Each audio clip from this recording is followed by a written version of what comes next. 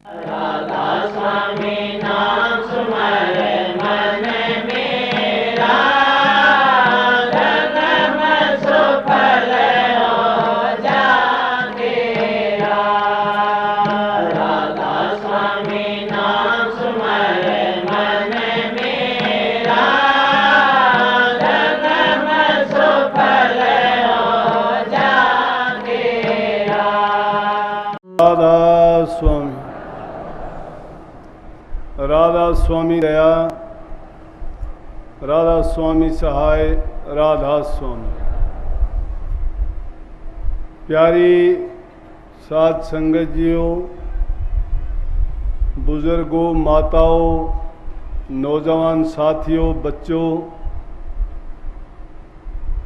जितने भी सत्संगी प्रेमी सत्संग लाभ के लिए पधारे हैं, आप सबसे विनती है, इस गर्मी के मौसम में इतना कष्ट उठा के आप आए हो तो सत्संग का लाभ भी उठाओ।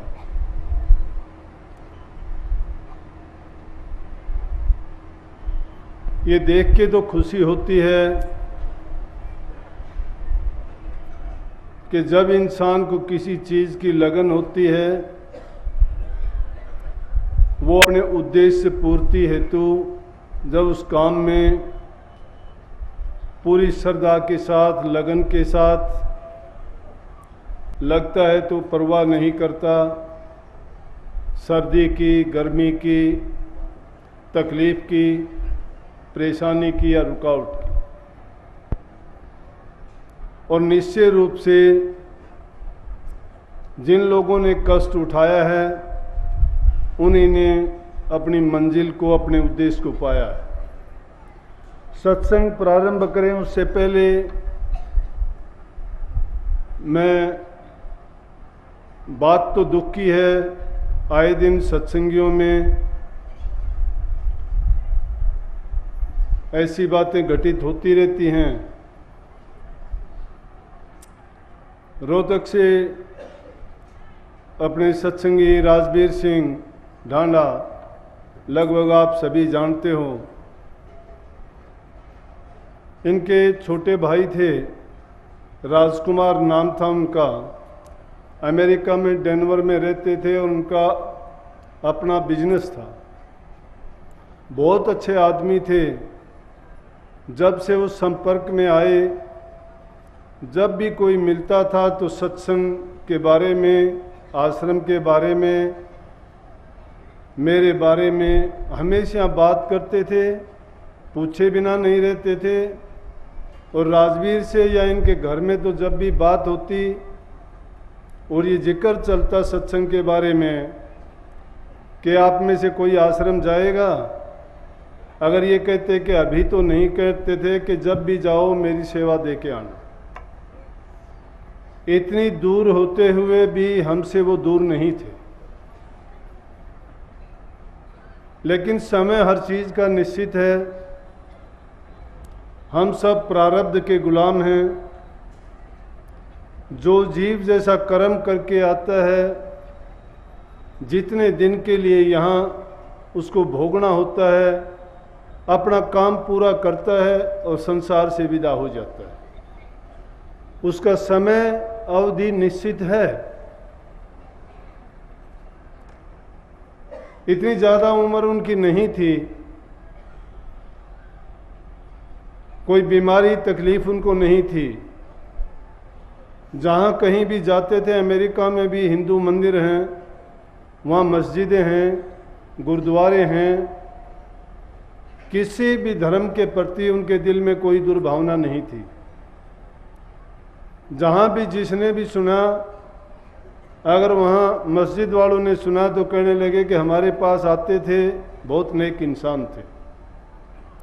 अगर कोई सत्संगी मिलता था तो कहता था कि सत्संगियों से भी बढ़कर थे। अगर कोई हिंदू जिन्होंने मंदिर बना रखा था, जब भी कोई कथा वार्ता होती थी उसमें ज़रूर हाजिर ही नहीं होते थे, बल्कि उनकी धन से भी सहायता करते थे। दान देने में कभी पीछे नहीं हटते थे। उनकी नीयत और नीति मैं कहता हूँ सत्संगी से भी कहीं आगे बढ़ के थी। जब भी चाहे थोड़ा समय होता था इंडिया में आते थे, बिना मिले कभी नहीं जाते थे। अकस्मात वो भी आज हमारे बीच नहीं है। तो ऐसे प्यारे सत्संगी जो हमारे बीच से जाते हैं तो दिल में तकलीफ तो होती है, लेकिन क्योंकि हम सत्संगी हैं और इस खेल को अच्छी तरह से समझते हैं कि जिसने अपना काम पूरा कर लिया, जिसका समय पूरा हो गया, जिसने अपने प्रारब्ध कर्म को जितना था चुकता कर दिया, वो संसार से भी अपना हिसाब किताब करके चला जाता है। और सत्संगियों के लिए समझ होनी भी यही चाहिए। दुख सुख अपने कर्म के हैं। शास्त्रों में भी कह दिया ना कि दुख सुख लाभ हानि यश अपयश ये सब विधना के हाथ है। विधना है क्या? हमारा प्रारब्ध कर्म है। जो हमने कर्म किए हैं उस कर्म फल को लेके संसार में हम आ गए हैं। और ऐसे ऐसे कर्म करते करते अनेक योनियों में हमारे कितने जीवन बीते होंगे, लेकिन उन योनियों में हमें कभी ये ज्ञान नहीं था कि हम इस काल देश में 84 के चक्कर में फंसे हुए हैं और इस जन्म मरण से बचने के लिए जब समझ ही नहीं थी तो उसके बारे में सोच भी नहीं सकते थे। परंतु जब इंसान का चोला मिला तो इस जीव को ये ज्ञान भी हुआ कि हमारा ये ना पहला जन्म है ना हमारा आखिरी जन्म है। हम यहाँ बार बार आते रहे हैं, अनेकों बार यहाँ आए हैं। और इस बात का ज्ञान हमें कहाँ से मिला? संत सतगुरुओं से मिला, जिन्होंने करनी की, जो मालिक के कुल द्वारा संत रूप में प्रकट करके इस दुनिया में हमारे लिए जिनको भेजा गया कि जाओ जीवों को अपने घर पहुंचने का, कल्याण का मार्ग दिखाओ। जब भक्तों ने, संतों ने, ऋषियों ने, मुनियों ने प्रभु का गुणगान किया और उसके बारे में उनके महत्व को समझाया कि इंसान का जीवन 84 लाख योनि भोगने के बाद मिलता है, लेकिन किसी भी योनि में गुरु नहीं मिलता, किसी भी योनि में नाम नहीं मिलता। नाम का मतलब है समझ का मिल जाना, और नाम 2 अक्षर का नाम जिसको हम जपते हैं वो नाम नहीं है। जो कहने सुनने में आता है, वो जबान से बोलने में आता है, वो नाम नहीं है। वो तो एक मन की वृत्तियों को एकाग्र करने के लिए हैं। और इस मन ने जैसे जो काम किए हैं, ये इसका काम है भरमा देना। माया सम नहीं मोहनी, मन समान नहीं चोर, और हरिजन सम नहीं पार की कोई ना दिशे और। माया के समान तो कोई मोहिनी चीज नहीं है। ये माया अनेकों रूप धर के संसार में कहीं धन का रूप धरती है, कहीं बल का रूप धरती है, कहीं ऊंचे पद का रूप धरती है, कहीं ऊंचे वंश का, कहीं कोई पद प्रतिष्ठा दिला देती है, और इंसान को ऐसा बेवकूफ़ बनाती है, उसकी बुद्धि को हर के फंसा देती है दुनियादारी में। लेकिन भागी जीव वो हैं कि सारी चीज़ें होते हुए भी जो संत सतगुरुओं की शरण में जाके नाम की समझ और ज्ञान ले लेता है, उसके तुल्य संसार का कोई पदार्थ नहीं है। इस वाणी में जो बात आई थी कि अब की बार उभारो, अब की बार उभारने से मतलब क्या है? अब की बार का मतलब ऐसी ऐसी बार तो 84 लाख बार हमारे आ चुके हैं, और उसमें याचक प्रार्थना करता है अपने मुर्शिद से, सतगुरु से, कहता है कि अब की बार तो मुझे उभार दो, ये मौका मुझे बार बार नहीं मिला और आगे भी मुझे पता है कि ये मौका अगर चूका तो फिर भी मुझे नहीं मिलने वाला। और ये मन ऐसा चोर है, इस मन को काबू करने के लिए कितने ही आपको ऐसे उदाहरण मिल जाएंगे दुनिया में कि ऋषियों ने, तपधारियों ने, योगियों ने, संतों ने इसको रोकने के लिए अनेक प्रकार के अलग अलग तरीके खोजे। इसको रोकने का इतना प्रयास किया कि मन अगर रुक जाता है तो यूं समझो कि सब कुछ काबू आ जाता है, लेकिन इस मन ने टिकने नहीं दिया। ऋषियों के अगर किस्से सुनते हो तो 80-80 हजार वर्ष तक तप करने वाले ऋषियों की इस मन ने वो हालत की कि वो संभलने नहीं पाए। कैसे कि छोटा सा उदाहरण ले लो, पाराशर ऋषि का घर बार को त्याग के जंगलों में निकल गया। जंगलों में निकल के उसने तप किया, इंद्रियों का दमन किया, मन को रोका, खान पान का उसने पूरा कंट्रोल किया अपने आप पर। तो सम, दम, मुमुक्षा, तितिक्षा सब उसने काबू किए।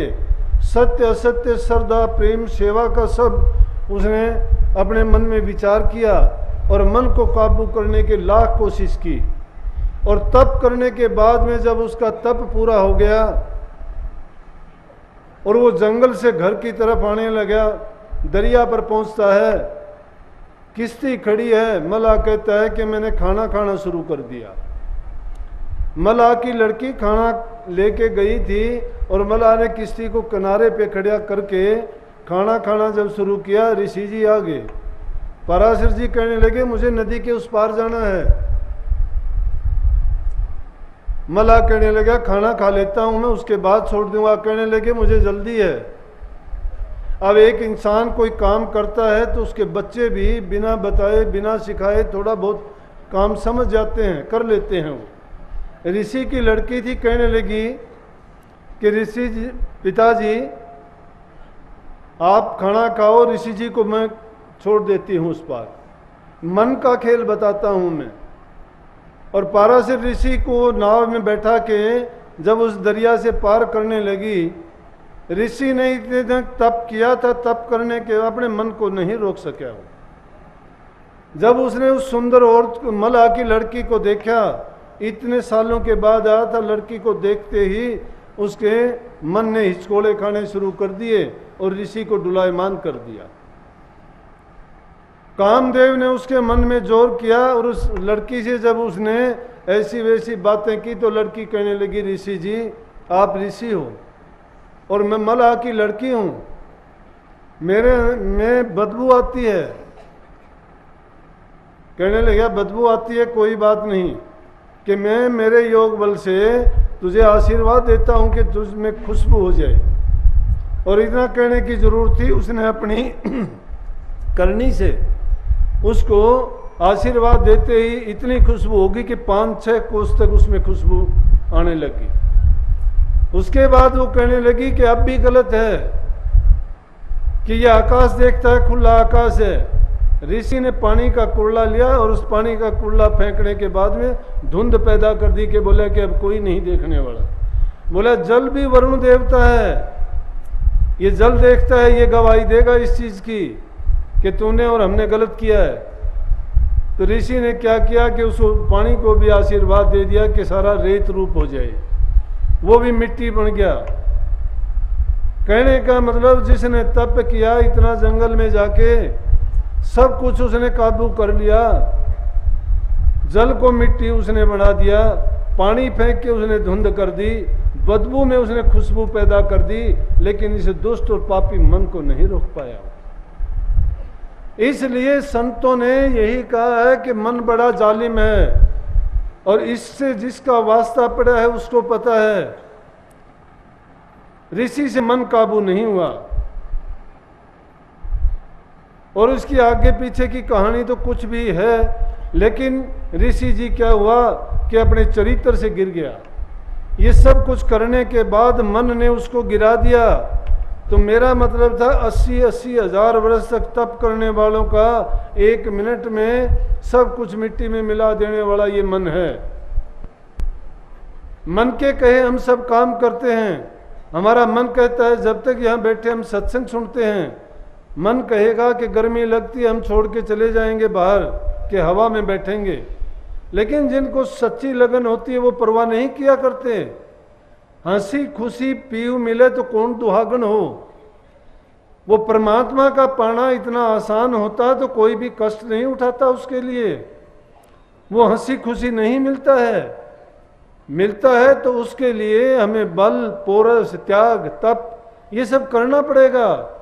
धर्म के लिए जरूरी है कि उसमें श्रद्धा होनी चाहिए, त्याग होना चाहिए, उसमें सेवा होनी चाहिए। जब तक ये चीजें हमारे अंदर नहीं होंगी करनी नहीं कर सकते। आज दुनिया में क्या है? फोकट धर्म है। फोकट धर्म, ना तो धर्म वेता जानता है कि उसको क्या करना है और ना ही उसके अनुयायी जानते हैं उन्हें कहां जाना है, क्या करना है। धर्म एक ऐसे अंधे की बांह पकड़े हुए है कि ये नहीं पता वो उसको कहां लेके जाएगा। उसको खुद को भी नहीं पता है मैं कहां लेके जा रहा हूं, लेकिन वो खुश इसलिए है कि उसके पीछे कुछ लोग चल रहे हैं। कि मैं खुद अंधा हूं लेकिन मेरे पीछे जो चल रहे हैं वो मेरे से भी अंधे हैं। कि मैं ज्ञानवान हूं, मेरे जो पीछे चल रहे हैं वो मूर्ख हैं। मैं जिनको कहता हूं वही इसको सत्य मान के ये मानते हैं। ये फोकट धर्म है। फोकट धर्म पकड़ कर जुझ जाए बुझ जाए ना सबद भव पारा। पानी मथे हाथ कछु नहीं आवे और खीर मथन आलस भारा। जिन बातों में मन मरता था उन बातों में मन नहीं गारा। जीव आकाश कहूं मैं क्या क्या बाहर भर में भो जा रहा। ये जीव बाहर संसार के पदार्थों में भरमता है और इनके क्या क्या लक्षण बखाने जाएं, किन किन चीजों में ये फंसा हुआ है। सच्चाई की चीज एक नहीं मानता, झूठ पाखंड की चीजों को अपनाने में देर नहीं करता। क्यों? जिस चीज में कुछ लगता नहीं है इसको अपनाने में भी कुछ नहीं लगता है। नहीं, धर्म फोकट नहीं होता है क्योंकि शब्द की सार, शब्द की पूछ कोई जानता ही नहीं है। और जिस शब्द को अगर किसी ने जाना भी है तो वो प्रकट करके उसको बता भी नहीं सकता है। क्यों नहीं बता सकता है? कि वो देखा देखी का है, वो अनुभव करने की चीज है। ना वो जबान से बोला जा सकता है, ना इन आंखों से देखा जा सकता है, ना इस हाथ में कलम लेके उसकी महत्व और उसको लिखा जा सकता है। अनुमान के रूप में हम उसके बारे में उन गुणगान कितना ही करें लेकिन वो कुछ भी नहीं है। वो एक इशारा मात्र होगा, प्रमाणिक चीज कोई नहीं है। प्रमाण वो खुद है, जो चीज सब में गुप्त रूप से समाई हुई है, जो प्रकट नहीं है, जिसका स्थूल रूप नहीं है, जिन आंखों से नहीं देखते हैं। कबीर साहब ने क्यों कहा कि जब तक देखो ना अपनी नैना तब तक मानो न गुरु के बहना। कौन से नैनों से? इन नैनों से देखना नहीं। गुरु के बहन जो मान जाता है वो उसको पहचान जाता है। गुरु उसको देता क्या है? गुरु बताता है कि अंतर में चल, और जब तू अंतर में जाएगा, अंतर में जाने के बाद तुझे नूरी गुरु की पहचान होगी तो तू बारी गुरु को भी पहचान लेगा। लेकिन बारी गुरु को पहचानने के लिए पहले बारी गुरु की ही आज्ञा का पालन करना पड़ेगा। अरे उस मार्ग पर तो चलते नहीं हैं। बारी गुरु जो हमें हिदायत देता है उसको मानते नहीं हैं, उनके वचन को सुनना नहीं, मानना नहीं, और थोड़े टाइम में बिना कुछ किए हम चाहते हैं कि सब कुछ हमें प्राप्त हो जाए। नहीं होता। अगर कोई अकल मारने वाला, झूठी बात कहने वाला, कोई पाखंड में फंसाने वाला अगर हमें बताता है तो वो बात हमें फौरन जच जाती है। क्यों जच जाती है? कि बिना मतलब की बातें, इधर उधर की जो डरावनी बातें हैं, जैसे पदम साहब ने कहा है कि पंथ भेष सब जान दुकान लगाई, सब गृहस्थी ठग लिए खाए फरेब दिखाई। ऐसे सबको देख काल ने मारा और ये समय ने बारंबार शब्द सुन धारा। ये समय बार बार नहीं मिलने वाला। क्यों?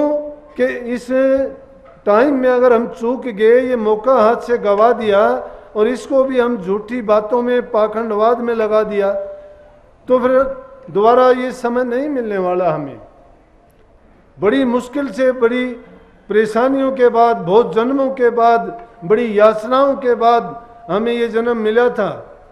और यहाँ आते ही इस माया ने ऐसी हमारी आंखों के ऊपर पट्टी बांध दी कि इस दुनिया में घुमा दिया और इसको झूठे जग को सच्चा मान लिया। इस बस्ती को जिसमें हम रहते हैं ये उजड़ है। कबीर साहब कहते हैं साधो ये मुर्दों का देश, ये मुर्दों का देश है, यहाँ जिंदा कोई रहा नहीं। पीर मरे पैगंबर मर गए जिंदा जोगी, राजा मर गए प्रजा मर गए वैद और रोगी। कौन बचा? बचाने वाले वैद होते हैं बचे, रोगी तो बीमारी से ग्रस्त है मरेंगे।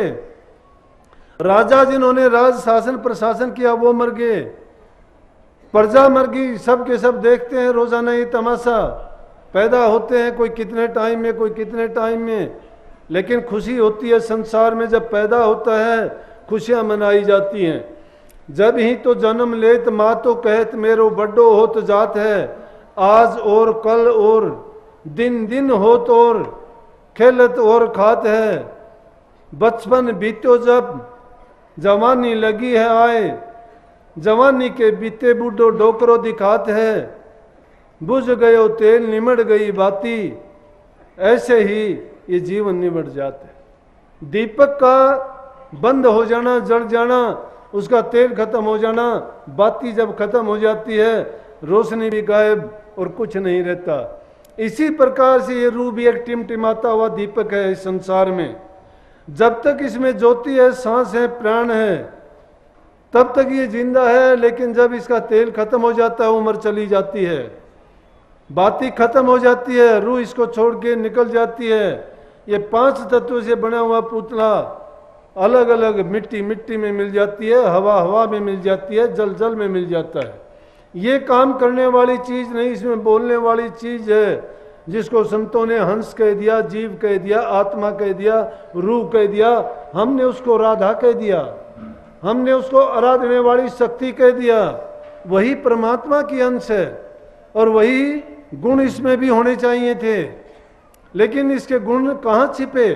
इस माया के देश में छिप गए।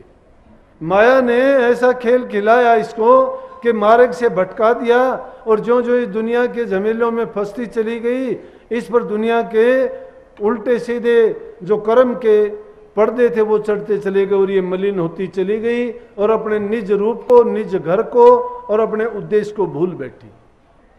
नाते धोते रब मिलता डडुआ मच्छियां, जंगल भाग्या रब मिलता तो मिलता गाया बच्चियां, बुल्ले शाह रब नानू मिलता ज्या दिन नित्य सच्चियां। ना तो अगर नहाने धोने से परमात्मा प्राप्त करता, तीर्थों में जाते हो, तीर्थों पे जाके क्या करा, अंग झिकोड़ के आते हैं, मन का मैल नहीं धोते। जो बुरी आदतें पड़ी हुई हैं, खोटे मंदी जो हमने आदत और कर्म सीख रखे हैं, किसी की निंदा करते हैं, किसी की बुराई करते हैं, किसी की चुगली करते हैं, किसी के साथ धोखाधड़ी करते हैं, किसी के साथ कुछ करते हैं, तो ये मन से ऐसे ऐसे गंदे मंदे कर्म करते हैं। उस मन को तो नहीं धोते, और इस शरीर को पानी में से रोजाना धोते हो, उसमें तो बल्कि थोड़ी बहुत मिट्टी भी बह के आती होगी, लेकिन घरों में उससे भी शुद्ध पानी होता है, उसमें रोजाना नहाने लगते हो, शरीर धोते हो, मन को नहीं धोते। नानक साहब तो कहते हैं कि तुम अगर शरीर को तो मान लिया जल से साफ कर लोगे, साबुन लगा के साफ कर लोगे, कपड़ों पे अगर कोई दाग धब्बा है उसको साबुन से पानी से धो के साफ कर लोगे, पेशाब का या और किसी चीज का कोई भी उस पर मैल चढ़ा हुआ है, धब्बा लगा, उसको भी साफ कर दोगे। लेकिन तुम्हारी मति, तुम्हारा मन, जिसके अंदर ये सारे विकार और रोग भरे पड़े हैं, उनको तुम कैसे साफ करोगे? वो सिर्फ नाम के द्वारा ही धोए जा सकते हैं। तो नाम जब तक नहीं जपते हो तब तक व्यर्था है। अगर उस नहाने धोने से गति होती तो मेंढकों की और मछलियों की, जल में रहने वाले जीवों की हो जाती। 9 लाख प्रकार के जीव हैं, 9 लाख प्रकार के जीव हैं जल में, उनकी सबकी हो जाती कि हमेशा जल में नहाते रहते हैं, नहीं होता कुछ भी। अगर जंगल में जाने से होता तो गाय, बच्चियां, डांगर, पशु और जंगली जानवर जंगलों में ही रहते हैं बेचारे। अगर कपड़े रंगने से होता तो ये माई वाई अनेक प्रकार के कपड़े रंगे हुए हैं। अगर जटाजूट बाल रखवाने से होता तो इनके बड़े बड़े बाल हैं। न बालों में परमात्मा, न कपड़े रंगने में परमात्मा, न तीर्थों के जाने में परमात्मा। अगर परमात्मा को बुल्ले शाह कहते हैं कि परमात्मा उनको मिलता है जिनकी नीयत सच्ची होती है, और नीयत जिनकी सच्ची नहीं है कि सिर पर टोपी नीयत खोटी कि टोपी सिर्फ धर के लेना। अरे जिन लोगों की नीयत खोटी है और टोपी धरने से कबीर साहब की तरह टोपी धर ली, नानक साहब की तरह से तुमने कोई और भेष बदल लिया, लेकिन मन को अगर नहीं बदला, बाणा बदलते हो बाण बदलते नहीं। बाण जब तक नहीं बदली जाएगी तब तक बाणे लाख बदलते रहो, कुछ नहीं हासिल हो सकता। इसलिए कहा है कि जब आपको वक्त गुरु मिल जाता है, सच्चे संत सदगुरु आपको प्राप्त हुए हैं, तो उनसे सच्चाई का मार्ग जानो। अगर तुम्हें झूठा गुरु मिला है, पाखंडी गुरु मिला है, तो झूठे गुरु की टेक को तजत न कीजिए बार। ऐसे जिस गुरु पर तुम्हारा इतबार नहीं है, जिसको समझते हो उससे ये हमें पाखंड में फंसाता है या इसके पास करनी नहीं है, ज्ञान नहीं है, तो वो गुरु जो खुद डूबने वाला है तुम्हें भी नहीं त्यार सकता। गुरु तो इस संसार में जीवों के कल्याण के लिए आते हैं, भटके हुए जीवों को बुरे रास्ते से हटा के सच्चाई का मार्ग दिखा के उनमें सद्गुणों का संचार करते हैं और उनको सत्य के मार्ग पर चला के दुनिया के आडंबरों से बचाते हैं। जो जीव उनके वचन को मानेगा, कोई गुरु किसी को कोई धर्म नहीं सिखाता कि तुम द्वेष करो, तुम निंदा करो, तुम बुराई करो, तुम चुगली करो। अरे सब कहते हैं अहिंसा के मार्ग पर चलो, किसी को दुख ना दो, पर उपकार करो। कया रे मन भला ना कर सके तो बुरे पंथ मत जा, अमृत फल चाखे नहीं तो विष फल खाए खा। चाहिए तो हमें अच्छा करना, अच्छा करने से हमें हमारे मन को भी सगुन मिलता है। तुम अच्छा करके देखोगे तो तुम्हें उससे बहुत खुशी मिलेगी। लेकिन हम अच्छा कहाँ करेंगे, अच्छाई करना सीखा नहीं है। अगर अपने मन को अच्छा करने में नहीं लगाया है तो झूठी बात है, हम किसी नाम के, गुरु के, धर्म के पक्षधारी नहीं हो सकते। अगर तुम नाम को जपना चाहते हो और नाम का पूरा फायदा उठाना चाहते हो, उससे अगर लाभ हासिल करना चाहते हो और इस जीवन में देखना चाहते हो कि नाम क्या है और मैंने अपने जीवन में क्या पाया है, कैसे मेरा कल्याण होगा, कैसे मेरे कर्म कटेंगे। बिना नाम के जीव के कर्म नहीं कटते। अरे सतगुरु देता, सतगुरु समझ ही तो देता है। जब सतगुरु से तुम्हें वो नाम रूपी समझ और ज्ञान मिल गया, अगर वो समझ मिल गई तुम्हें, फिर तुम्हें भय किस चीज का, डर किस बात का, फिर तुम चिपटते नहीं किसी चीज से, फिर हाय हाय नहीं करते कि मैं मर जाऊंगा। ये धोखाधड़ी, छल कपट, बेईमानियां कब करते हैं? जब हम अपने आप पर इतबार करते हैं कि मैं करता हूं, मैं जानता हूं, मैं सोचता हूं, मेरी बुद्धि से मैंने ये प्राप्त कर लिया। गलत बात है। लिखा लेखना मिटदा भाई, रुदन की ते क्या होवे, हुक्म साहेब दा मन्ने नाही, जन्म अकारत खोवे, साहेब अपना भाना करदा, भावे हंसे भावे रोवे, संत दास होनी नहीं बिटती, जो कुछ होनी होवे। क्यों? जब कुछ बुरा हो जाता है तो हम शिकायत करते, शिकायत नहीं करते। क्यों नहीं शिकायत करते? कि वो किसने किया, किसी दूसरे ने नहीं किया, हमने किया है। अब देखते क्या है, रोजाना सत्संग में बैठते हो, कहते हो हमने नाम भी ले रखा है, कहते हो कि हम ध्यान में भी बैठते हैं, लेकिन बदलाव नहीं दिखाई देता कुछ भी। थोड़ी सी बात होती है बर्दाश्त नहीं करते हो, घरों में प्यार प्रेम शांति नहीं है, जिसको देखो किसी न किसी चक्कर में है, झगड़े में है, या तो कोर्ट में मुकदमे चलते हैं या किसी के साथ वैसे झगड़ा है। भाई भाई, मैं कहता हूँ घर परिवारों में ऐसे हालात हैं अब कि ऐसी तो दुश्मनी बार भी नहीं होती। जिन्होंने बुरा से बुरा कर रखा उनके साथ भी नहीं है। क्यों है ऐसा? कि अच्छे संस्कार नहीं दिए हमने, अच्छे गुण नहीं सिखाए हमने। अपने दिल में वो चीज़ जो रखनी चाहिए थी, बुराई को निकाल के सच्चाई को, सद्गुणों को भरना चाहिए था, नहीं है हमारे दिल में। जो हमारे अंदर है वही तो बाहर आएगा, जो हमारे दिल में है वही तो हम अपने कर्मेंद्रियों के द्वारा कर्म करेंगे। जैसी हमारी सोच होगी वैसा ही कर्म हमारा प्रकट हो जाएगा बाहर।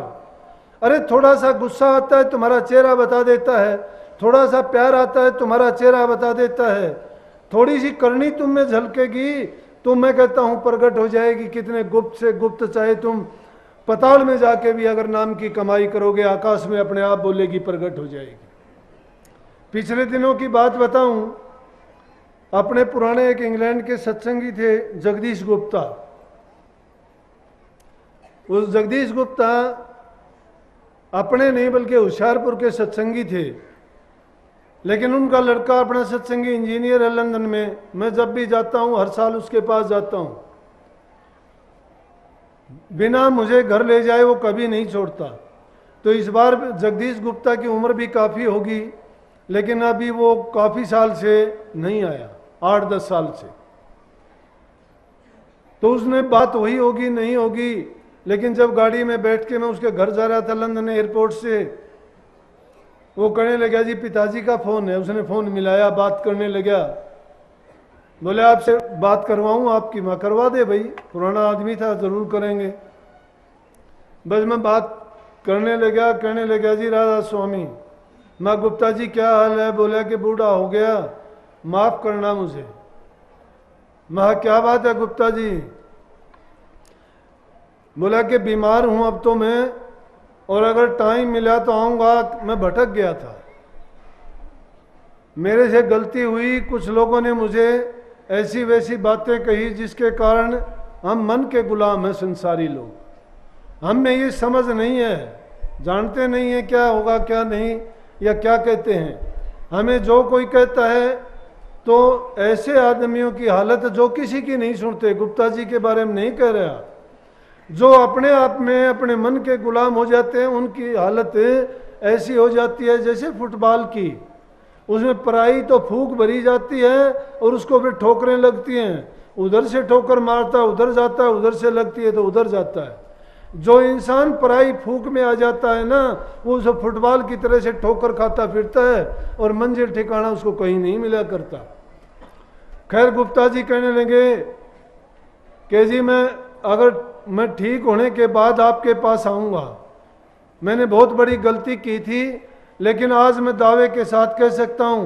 बोला होशियारपुर का मैंने देखा, आगरा में मैं गया, और कई जगह के उन्होंने नाम लिए कि मैं इतनी जगह गया, मेरे घरों में भी गुरुओं को लेके आया।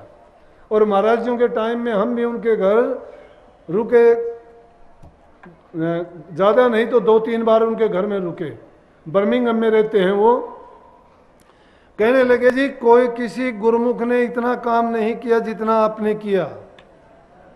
बोला मैं दावे के साथ कह सकता हूँ, मैं एक जगह नहीं गया, इतने थोड़े टाइम में इतना काम किसी ने नहीं किया। बोला मैं तो देखता हूँ, हैरान हो गया कि आपने इतने थोड़े समय में। मैं कहने लगा गुप्ता जी इंसान नहीं करता, काम सतगुरु करता है। काम करवाने वाला होना चाहिए, जो गुरु के बारे में सोच ये लेता है कि गुरु हमारा गया, गुरु हमारा ये करता है, गुरु हमारा वो करता है। अरे मूर्ख, हमें अपने खुद की करनी का नहीं पता, हम क्या करते हैं और हमारे साथ क्या बीतेगी और मेरा क्या कर्म है, उस कर्म का फल जो है मुझे क्या मिलेगा। जो सब कुछ जानते हैं, इस संसार में आते जीवों के कल्याण के लिए हैं, और उन लोगों के बारे में उनसे दुश्मनी बांधता है, उनकी जो बुरी बातें करता है, उनकी निंदा करता है, तो उन लोगों की तो वो दुर्गति होती है। मैं आंखों दिखा दूंगा, एक नहीं इतने उदाहरण दिखा दूंगा। संतों की निंदा करे मूर्ख काटे खोट, बिन मारे मर जाएंगे लगे गजब की चोट। गैब की चोट वो जाहिर नहीं होती, वो चोट किसी की औलाद में कर देती है, किसी की धन संपत्ति जायदाद में कर देती है। हम खुश हो जाते हैं, मैंने धन जोड़ लिया, आग लग जाएगी, लाखों की संपत्ति 1 मिनट में खाक हो जाएगी। ताकत का अगर तुम्हें कोई घमंड है, बल का है, कोई रोग बीमारी ऐसा लग जाएगा, मिनट में खत्म हो जाएगा। गर्व करने की कोई चीज नहीं है, मिनटों में खत्म होता है। भाई जो वक्त रहते हुए चेत लेता है, उस जीव को परवाह नहीं होती। इसलिए संतों ने सीधी बात बताई कि दे धरे का दंड है सबका हुको हो, ज्ञानी काटे ज्ञान से मूर्ख काटे रो। ये दे धरना हमारा क्या है? ये हम प्रारब्ध कर्म के कारण यहाँ आए हैं, और वो दुख सुख सबके साथ घटित होगा। लेकिन जो नाम जिसको मिल गया, गुरु जिसको मिल गया, उसको समझ आ गई कि कर्म मैंने किया है, ये कर्म मैं ही भोगूंगा, इसलिए जो दुख होता है उस दुख को दुख नहीं मानता हूं। लेकिन जो आदमी इस चीज को जाना ही नहीं है उसको फिर दुख होता है। वो मूर्ख नहीं समझता इस बात को और उस अज्ञान के बस वो शिकायत किया करता है। वो फिर कहता है कि मैंने किसी का बुरा नहीं किया, मेरे साथ क्यों हुआ ऐसा, ऐसी बात हुई। एक आदमी रोजाना सत्संग में जाता था, दूसरा उसका मित्र था, वो उसको बहुत कहता कि अरे यार मेरे साथ चला कर, महापुरुषों के दर्शन करने से कर्म कटते हैं, जीव का कल्याण होता है, पाप कर्म नस जाते हैं और आगे के लिए भी उसकी गारंटी हो जाती है कि ऊंची नीची योनियों में नहीं जाता अगर मुक्ति पद नहीं मिलता तो। क्योंकि महापुरुषों के पास जाने से उनको बुरे कर्म से बचा के वो अच्छे रास्ते पे लगा देते हैं। कहने लगा भाई तू जाया कर, मैं तो अब जहां जाता हूं वहीं जाऊंगा। वो जाता था संतों के पास में, वो जाता था खोटे कर्म करने के लिए। जब मर्जी वो जब भी कहता कि मैं नहीं जा सकता वहां। क्या रखा है वहां? परमात्मा ने पैसा दिया है, परमात्मा ने धन दौलत दी है, ये जो संसार के पदार्थ दिए ये हमारे लिए भोगने के लिए दिए हैं। अगर ये पदार्थ नहीं होते परमात्मा क्यों देता हमें? ये धन जो दिया है ये ऐसा आराम करने के लिए दिया है, ये सुंदर तन दिया है, इसे जो मर्जी हम काम करें, परमात्मा की इच्छा से ही तो आए हैं, हमारी इच्छा नहीं है ये। क्यों अज्ञान की बात में, अंधेरे में जो इंसान रहता है उसको पता नहीं है। और मूर्ख को समझाऊं तेरे ज्ञान गांठ का जा, कोयला न होसी उजड़ा सोमन साबन लगा। मूर्ख आदमी के समझाने से तो अपनी ज्ञान गांठ का ज्ञान बेकार खोना होता है। ऐसे आदमी के आगे तो चुप बली है। मूर्ख के सामने कोई बखान नहीं करना चाहिए। जब किसी मूर्ख से टक्कर हो जाए ना तो एक चुप पर 100 सुख। बोलन नालो चुप संगेरा, चुप भी 100 पड़दा। शाह मंसूर ने एक सच आख्या ओ सूढ़ी ते चढ़दा। बोलने से चुप रहना है, चुप रहने में बहुत से गुण हैं। नहीं तो मंसूर ने एक सच्चाई बकी थी। क्या सच्चाई कही थी? अरे मंसूर ने कही थी अनल हक। अनल हक, अनल हक का मतलब होता है सोहम। अपने भी तो कहते हैं कि तू भी ब्रह्म और मैं भी ब्रह्म। अनल हक का उर्दू में यही मतलब है कि तू भी ब्रह्म है, मैं भी ब्रह्म हूं। मुसलमानों ने फतवा पढ़वा दिया तो कहा है कि उसने एक ही सच कही थी। अगर वो चुप हो जाता, नहीं बोलता, नानक साहब ने नहीं कही, कबीर साहब ने नहीं कही, ना कही तो भी उनको अनेक कष्ट और दुख दिए, और जिनको कहे वो तो सूली पे चढ़ा दिए गए। तो चुप रहने में बहुत से वो हैं, परंतु वो कहने लगा, उसको बहुत समझाता, उसको पता नहीं था कि इसको समझ नहीं लगेगी, तेरी समझ देने से मानने वाला भी नहीं है। लेकिन एक अच्छा इंसान होता है, वो आदमी को चाहता है कि भाई तेरा साथी है, तेरी उठ बैठ है, अगर ये भी तेरे साथ हो जाए तो कितना अच्छा होगा।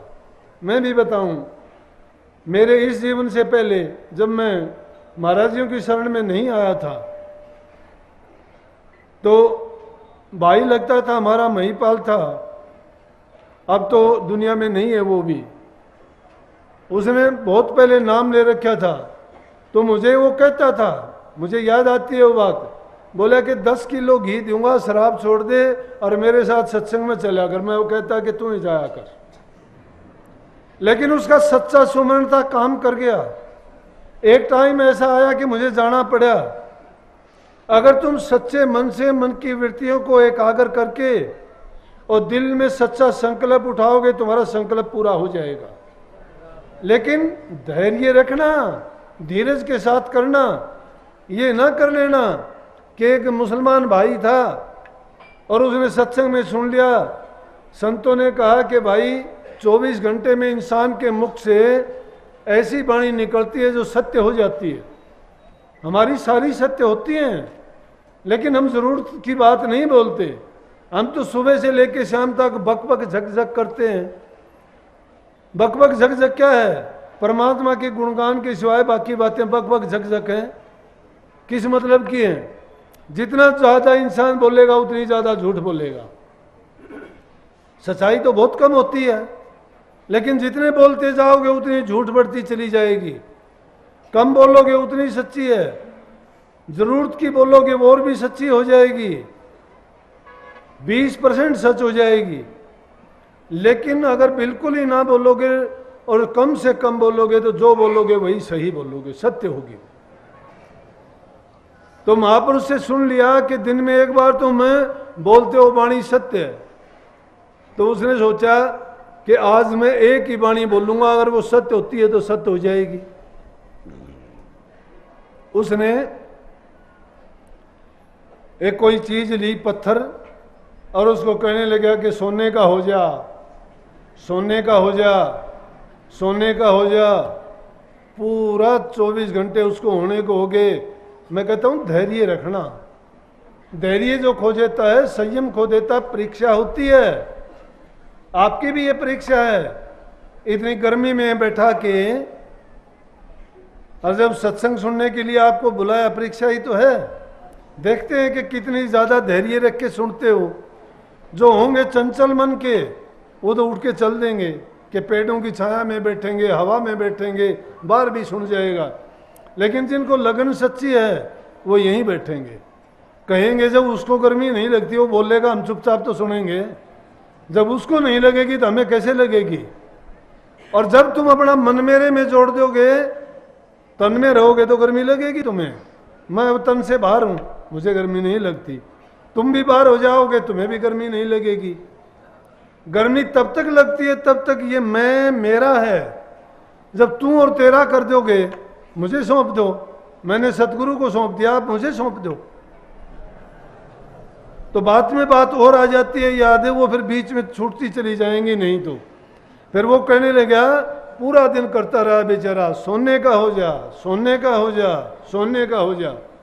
जब वो बिल्कुल तंग हो लिया, उसने सोचा 24 घंटे हो गए, कहाँ सोने का होगा, ऐसे ही कह दिया उसने। और तंग आके कहने लगा, अगर सोने का नहीं तो लोहे का हो जा। और वो टाइम सही आया तो एकदम कहते ही तो देखता लोहे का हो गया। मत्थे हाथ मारा कि मैं चूक गया। इसीलिए वो घड़ी आती है, और उस घड़ी में अगर हम चूक जाते हैं, सबको मिलता है ऐसा अवसर। किसी को सौपन में मिलेगा, किसी को ध्यान में मिलेगा, किसी को साक्षात जीवन में मिलेगा, लेकिन बड़ी मुश्किल होगी चेतना। संतों की बात पर यकीन आना ही मुश्किल है। यकीन अगर आ जाए तो फिर क्या कहना।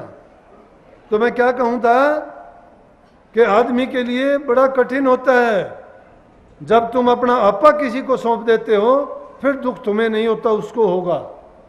जिस तरह मैंने कही नहीं ये बात कि मैंने अपने सतगुरु को सौंप रखा है, आप मुझे सौंप दो, आपका दुख मैं लूंगा, मेरा सतगुरु लेगा, हमारा सबका दुख दूर हो गया।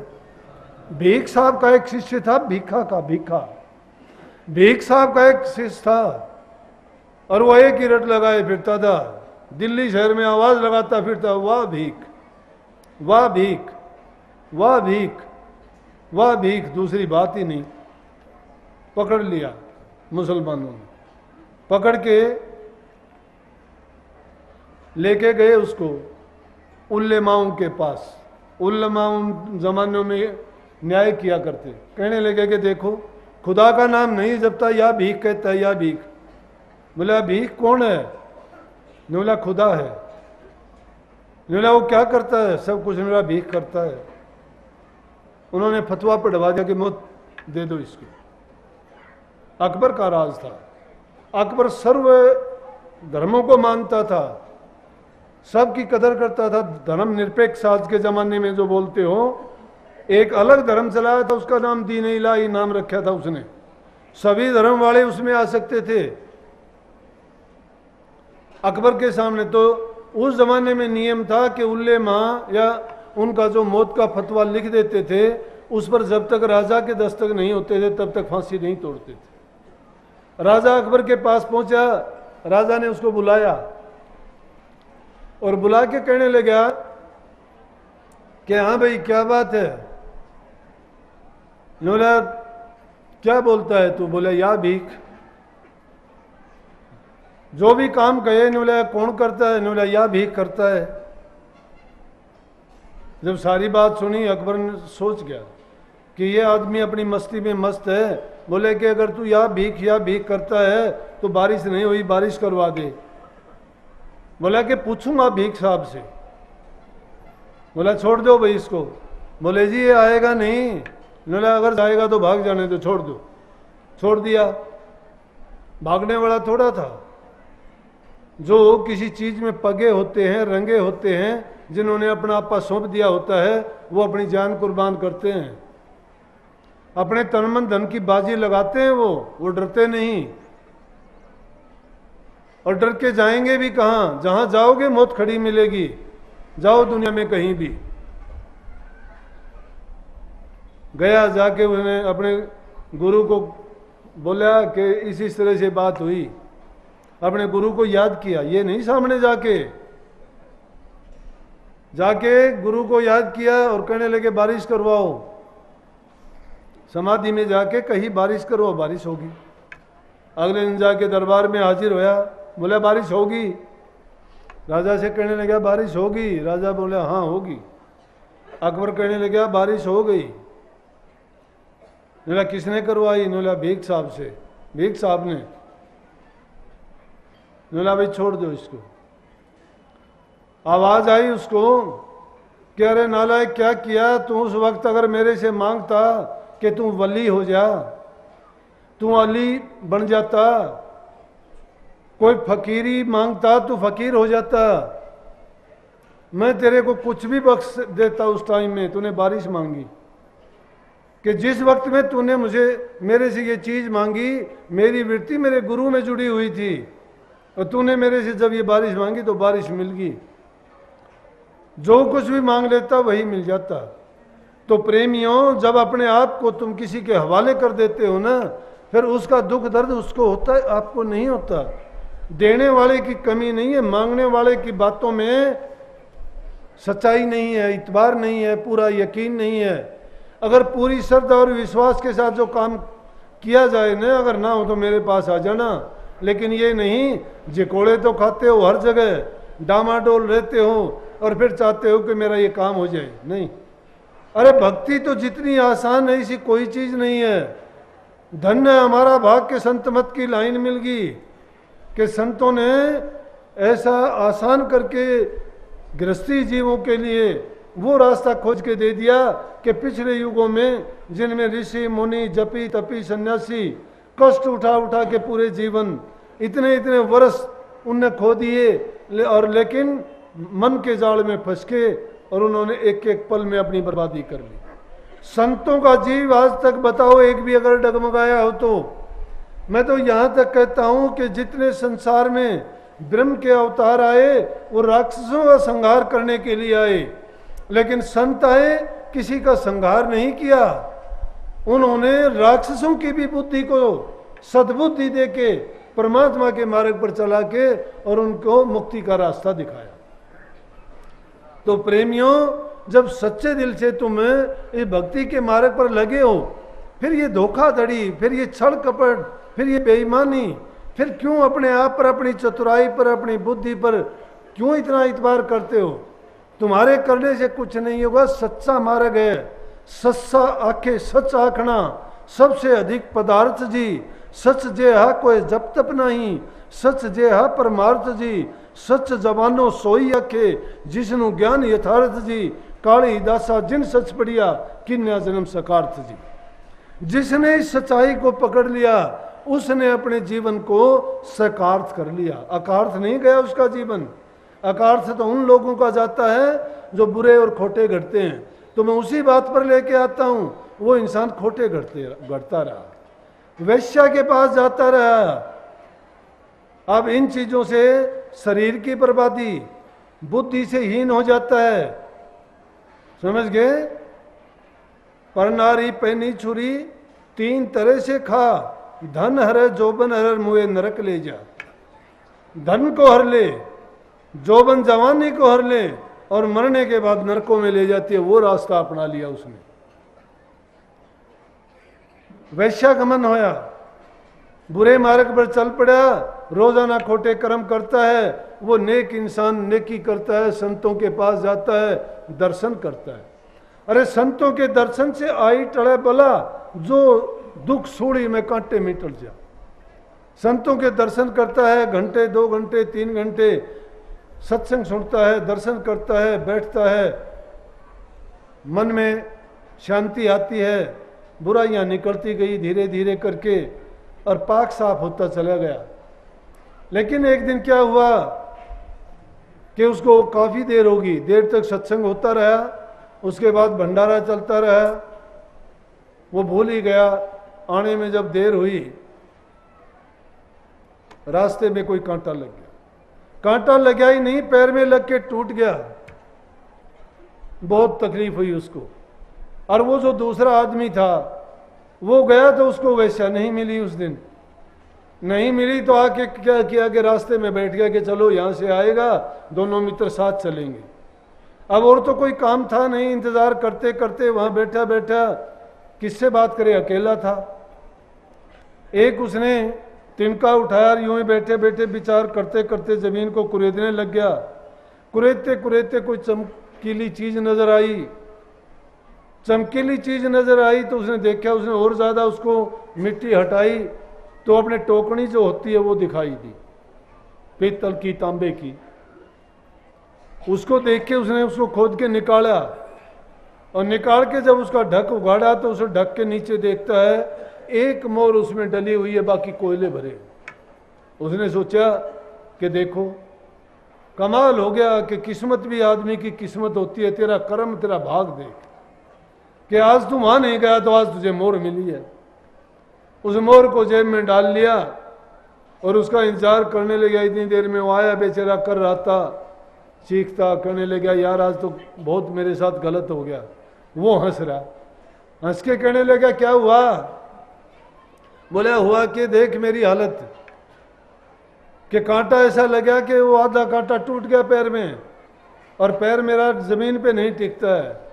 और हंस के कहने लगा और जा सत्संग में, और जा गुरुओं के पास, और ले ज्ञान, कटवा ले कर्म। बोला देख मैं दिखाता हूं कर्म कटे हुए। मोर दिखाई निकाल के, बोला देख। बोला ये क्या? बोला मिली है मुझे। कहने लगा रोजाना ऐसा आराम करता हूं, ठाठ करता हूं, रंग रलियां बनाता हूं, मस्त रहता हूं।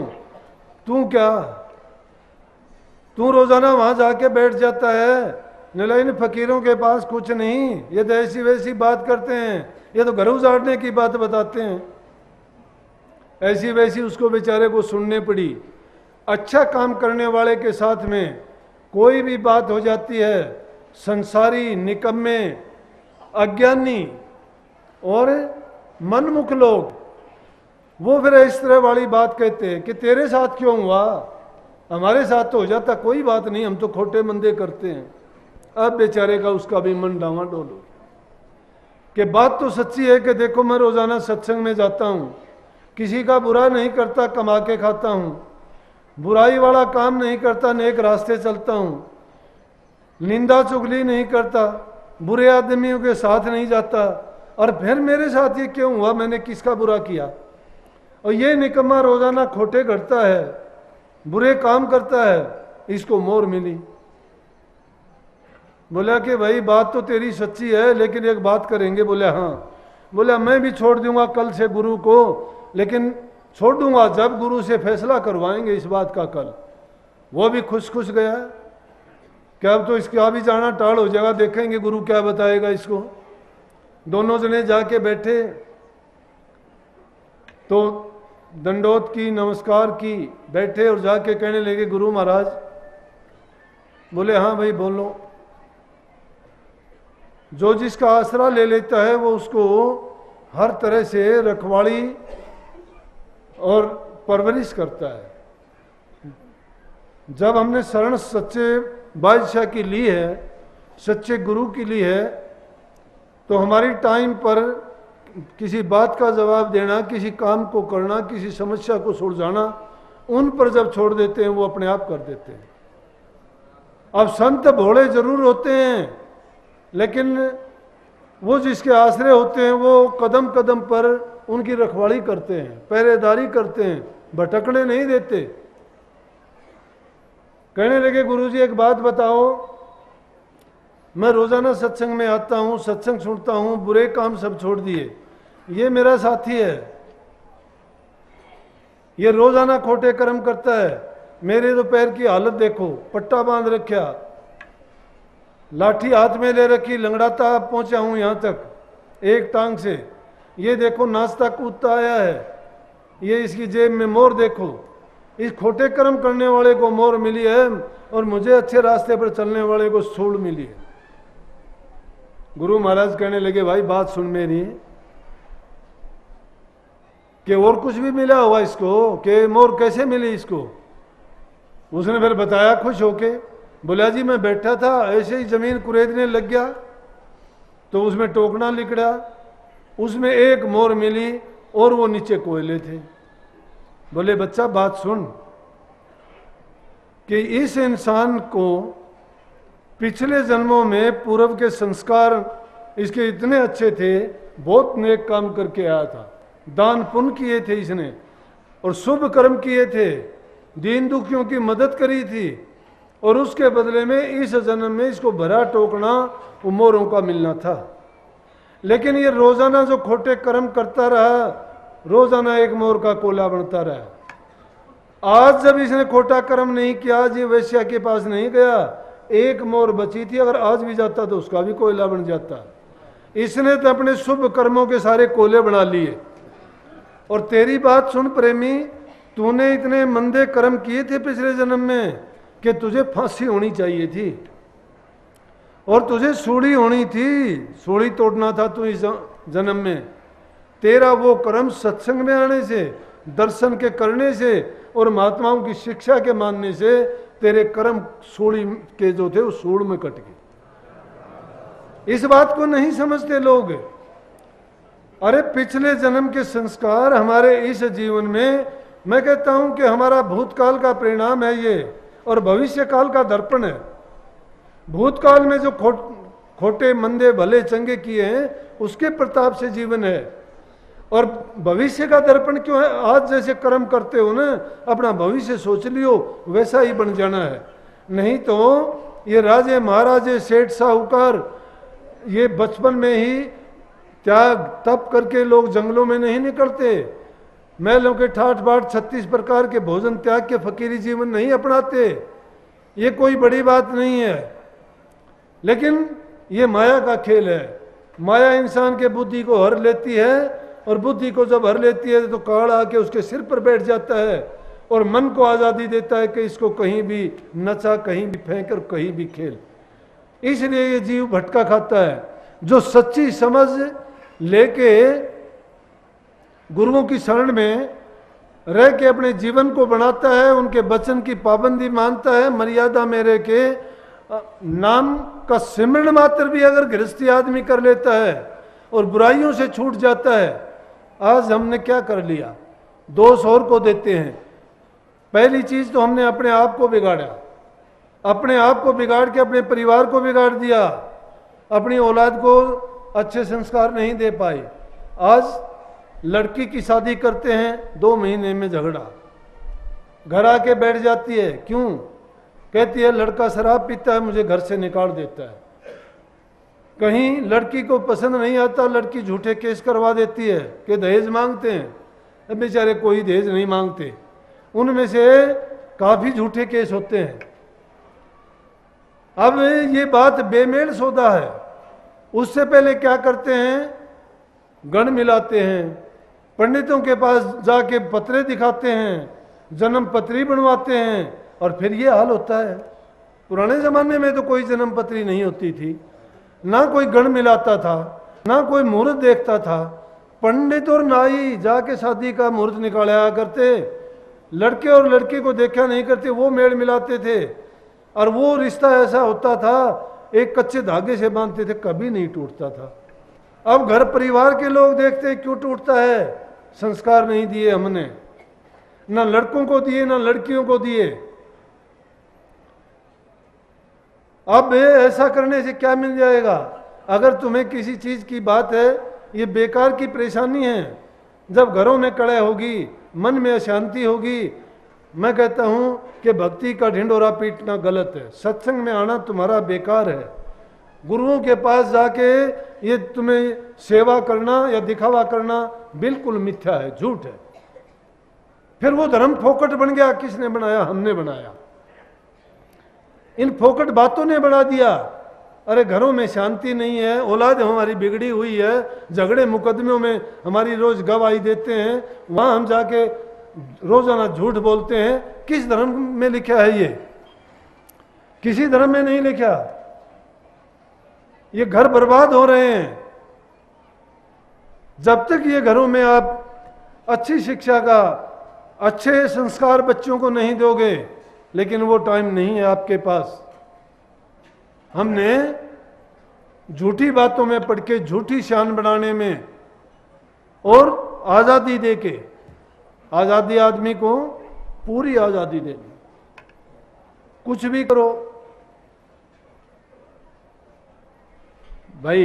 अगर किसी को, दो ही बात है दुनिया में, या तो किसी को अपना बनाओ, तुम्हारा वो नहीं बनता है, तुम्हारी अपना काबू में उसके बन जाओ, देखो झगड़ा खत्म हो जाएगा। मेरे पास आते हैं, कहते हैं कि आप बताओ अब क्या करें। मैं क्या कहता हूं? मैं कहता हूं भाई मेरी अगर बात मानते हो, मानता हूं अनबन हो जाएगी, विचार नहीं मिलते कईयों के। अगर विचार नहीं मिलते हैं, तुम जोड़ना चाहते हो। लड़की कहती है कि शादी एक बार होती है, मैं तो जाऊंगी तो वहीं जाऊंगी। लड़का कहता है इसको मैं नहीं रखूंगा चाहे कुछ भी हो जाओ। बताओ कैसे वो बात बनेगी? मैं तो कहता हूं ना झगड़े करो ना मुकदमे करो, समझ से जब काम लो, बढ़ाने की कोशिश करो, प्यार से रहो, सोचो कि मेरा कर्म, मेरा भाग, मेरा भोग है ये। परमात्मा जो करता है सही करता है, गलत नहीं करता। उसके रास्ते में अपनी बुद्धि चतुराई जोड़ोगे, दुख उठाना पड़ेगा। बेकार के झगड़ों से, कोर्ट कचहरियों के चक्करों से, वकीलों की फीस देने में, रोजाना के और नाजायज खर्चे उठाने में बहुत कष्ट होता है। इसलिए सीधी बात करके ही अपना कह दो, जिसकी बात नहीं बनती हो, कि कोई बात नहीं भैया, अपने बच्चों का प्यार नहीं बना, आप अपने लड़के को कहीं और शादी कर दो, मैं लड़की की कहीं और कर देता हूं। लेकिन हम तो क्या करते, गलत फंसाते हैं। कहते हैं नहीं अब तो देख के छोड़ूंगा, उनके रिश्तेदारों के, उनकी लड़कियों के, उनके और दूसरे कईयों तक ऐसे उनके नाम आ जाते हैं। कानून है, फिर उसमें कानून की पेचीदगियां हो जाती हैं। ऐसी बातों से क्या होगा? झगड़े फिसाद बढ़ते चले जाएंगे। ऐसा ना करो, हमारी मन की शांति जाती रहेगी। आज सब कोई शिकायत करते हैं दुनिया में कि बड़ी गर्मी पड़ती है, बड़ी धूप है, बारिश नहीं हुई। कहीं बारिश होती है तो तबाही लाती है, कहीं पे गर्मी तबाही लाती है। अरे 5 तत्व का खेल है, जल, अग्नि, वायु, मिट्टी और आकाश।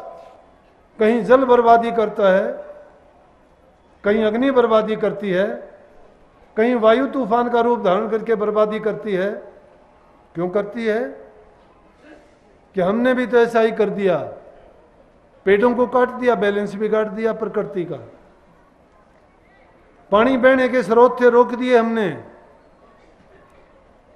वन्य प्राणियों की रहने की जगह थी, वो खत्म कर दी हमने। जो उनसे लाभ मिलता था नहीं मिलता। वैज्ञानिक खोजों के द्वारा हमने जितनी खोज की, विकास की बजाय विनाश की ओर बढ़ गए। जरूरी था खोज हो, लेकिन उसके साथ साथ संतुलन को बना के काम करते। शिकायत करते हैं कि आने वाले आगे समय में पीने को भी पानी नहीं मिलेगा, ऐसी हालत हो जाएगी। नहीं है पानी, पानी को बर्बाद करते हैं। घरों में, गांव में जाके देखो, जहां कहीं भी पानी का इंतजाम है, पानी बेकार चलता है, टूटी नहीं लगी हुई। पानी का टाइम होता है, पानी गलियों में भी करता है। अगर जरूरत के मुताबिक पानी का उपयोग किया जाए, बचे हुए पानी को संग्रह किया जाए, या उसी को जमीन में कोई बोर करके उसी पानी को उल्टा ही जमीन में डाल दिया जाए तो बर्बादी नहीं होगी। गौओं की हालत देखते हैं। आप में से हम में से भी गलती करते हैं। हम धर्म के नाम पर गौओं को भी चारा ऐसी जगह पर रख देते हैं जहां गाड़ियों का आना जाना, वहां गाय इकट्ठी हो जाती हैं। उनमें बेचारियों में इतनी समझ थोड़ी है, फिर खाने की लालसा होती है। वो 20-20 एक जगह इकट्ठी हो जाती हैं, वो उसको टक्कर मारती है, गाड़ी वाला आ जाता है, उसके सामने से गाय को लगती है, छोटे बछड़े को लगती है, उसके नीचे आके मर जाता है। पुण्य करने वाले ने पुण्य किया था, ये नहीं पता कि वो तेरा पुण्य भी पाप में बदल चुका है। ऐसी सुरक्षित जगह में कुत्तों को टुकड़ा डालते हो, सड़क पे जाते हो, जेब में रोटी लेके जाते हो, सुबह साइकिल पे जाने वाले टुकड़ा फेंकते हो, कुत्ते पीछे पीछे हो जाते हैं, पीछे से गाड़ी आती है, कुत्ता नीचे आ जाता है। जीव का पालन कहाँ हुआ, मारा गया, वो तो पाप हुआ। पक्षियों को डालते हो, ऐसी जगह तुमने दाना डाल दिया, पक्षी उसको खाने के लिए आए और बिल्ली ने झपट्टा मारा, 1-2 पक्षी को लेके चली गई।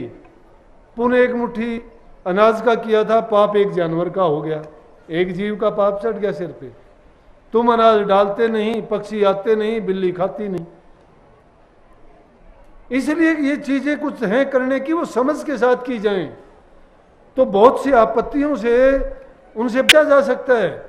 धीरे धीरे करके ये हैं तो परोपकार की बातें, लेकिन जब तक हमारे दिल में परोपकार नहीं है, दया नहीं है, प्रेम नहीं है, तो फिर भक्ति के मार्ग पर चलने के लायक भी नहीं है।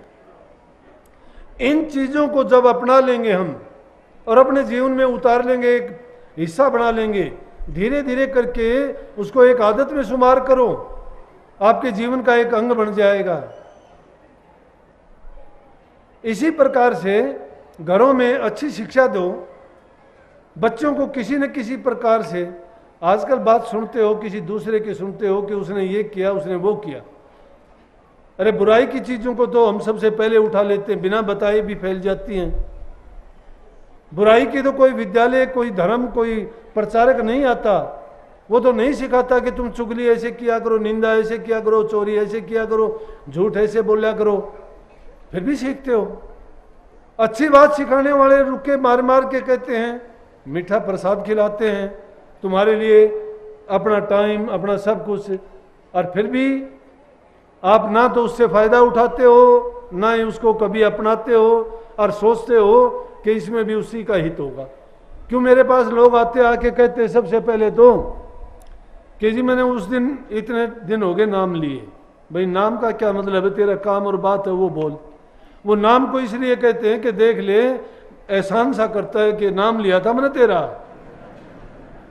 भाई नाम तेरा नुकसान कर गया हो तो नाम छोड़ दे, क्या करें। अगर नाम से तुझे फायदा हो तो रख। नाम किसी के बुरे के लिए नहीं है, नाम आपके लिए नहीं है। नाम वो दर्पण है जो तुम्हारा अगत को दिखा देगा। पुण्य करोगे तो राजा बाबू सेठ साहूकार बन के आओगे, धर्म करोगे तो धर्मात्मा बन के आओगे। अगर तुम भजन करोगे तो सदा के लिए मुक्त हो जाओगे, और अच्छे काम करोगे तो जैसे जिस दर्जे के काम करोगे उसी दर्जे के बन के फिर आ जाओगे। लेकिन मुक्ति तो नाम से मिलेगी। मुक्ति अगर चाहते हो तो नाम का अभ्यास करो, सुमन करो, ध्यान करो, निर्विकल्प होके करो। शुद्धता पसंद है, सभी को पसंद है। तुम बाहर से बहुत सफाई करते हो, रसोई की सफाई, घर आंगन की सफाई, अरे डांगर पशु के ठाणों की भी सफाई करते हो, लेकिन इस पापी मन की सफाई नहीं करते। ये सफाई नाम से होगी, और उसको जब करनी सीख जाओगे ना, फिर तुम्हारे हाथ में सब कुछ होगा। तो प्रेमियों, सब कुछ भूल के नाम को याद रखो। 1000 काम छोड़ के भी नाम का सुमन करो। सुमन करते चले जाओगे, बुराइयों को मिटाने का यही एक तरीका है। धीरे धीरे करके एक दिन में नहीं होगा, क्योंकि वो एक दिन में नहीं इकट्ठे हुए। हम अपनी बुराइयों को नहीं देख सकते, दूसरे लोग देखते हैं, उनको पता है। अगर कोई बुराई बता देता है उसका एहसान मान के, और उस बुराई को दूर करने की कोशिश करो, ना कि उससे झगड़ा फिसाद करो, उसका एहसान मानो, उसे झगड़ा ना करो। राजा ने बांदी को बख्श दिया था और कह दिया कि बांदी तुम कुरान समांत न राह बता दिया प्यारे था। तो जो तुम्हें सही रास्ता दिखाए, अच्छे काम में लगाए, उसकी बात मानोगे तो तुम्हारा जीवन सफल होगा, शांति मिलेगी और जीवत मुक्त हो जाओगे, तभी ये आपका जीवन सार्थक बनेगा। भाई मैं तो गुरु महाराज से जो सीखा था वो आपको बताता हूँ। ये दुनियादारी के झमेले हैं, ऐसे ही चलते रहेंगे, ये तो ऐसे ही चलने हैं। लेकिन भगवान वो है जो इस चरकसू में अपने घोड़े ने पानी पिला के अपनी मंजिल की तरफ बढ़ जाएगा, उसका जीवन सफल हो जाएगा। और उसी के लिए आप सबको आशीर्वाद, मालिक आपको भक्ति में रुचि दे, प्यार प्रेम मिले आपको और दिन प्रतिदिन आपकी श्रद्धा और दृढ़ होती जाए। सबको आशीर्वाद। राधा स्वामी नाम सुमर मन तेरा, राधा स्वामी नाम सुमर मन मेरा, जन्म सुफल हो जाए राधा स्वामी नाम सुमर मन मेरा, राधा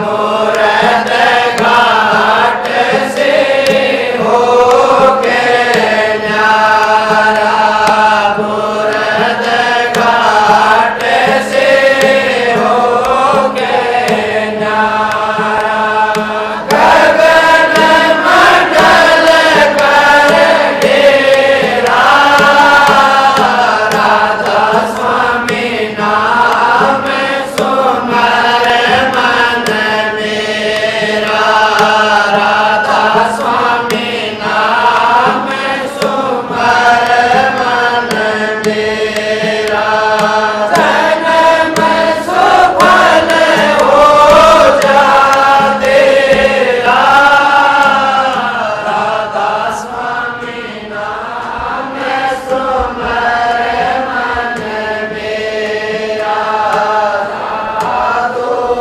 पलटू नानक कबीरा साधु पलटू नानक कबीरा स्वामी सालग्राम मान कबीरा स्वामी सालग्राम मान कबीरा